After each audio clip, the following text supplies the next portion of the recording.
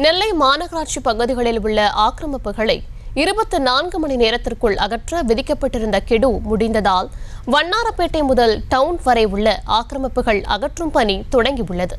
இது குறித்தான கூடுதல் விவரங்களை செய்தியாளர் ராஜா வழங்கிட கேட்கலாம். வணக்கம் ராஜா, விவரங்கள். வணக்கம்.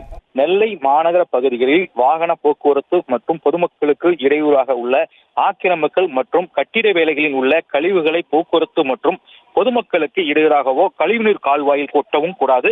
அப்படி உள்ள ஆக்கிரமிப்புகள் பொதுமக்கள் தாங்களாகவே 24 மணி நேரத்துக்குள் அகற்றப்பட வேண்டும் அல்லது மாநகராட்சியால் அகற்றப்படும்.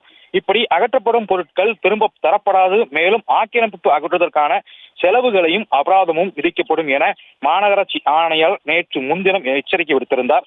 அதன் அடிப்படையில் இன்று நெல்லை மாநகர பகுதியான வண்ணாரப்பேட்டை செல்லப்பாண்டியன் சிலை பகுதியில் இருந்து ஆக்கிரமிப்புகள் அகற்றும் பணியின் மாநகராட்சி அதிகாரிகள் காவல்துறை உதவியுடன் தொடங்கினர். அவர்கள் சாலையோரம் உள்ள ஆக்கிரமிப்புகள், அனுமதியின்றி செயல்பட்டு வந்த கடைகளில் உள்ள மேற்கூரைகள், விளம்பர பலகைகள் என அனைத்தையும் அகற்றினர்.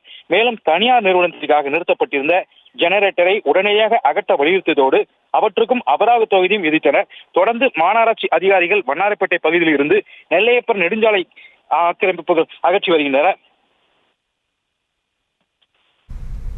விவரங்களுக்கு நன்றி ராஜா. செய்திகளை உடனுக்குடனும் துல்லியமாகவும் தெரிந்து கொள்ள சப்ஸ்கிரைப் பண்ணுங்க.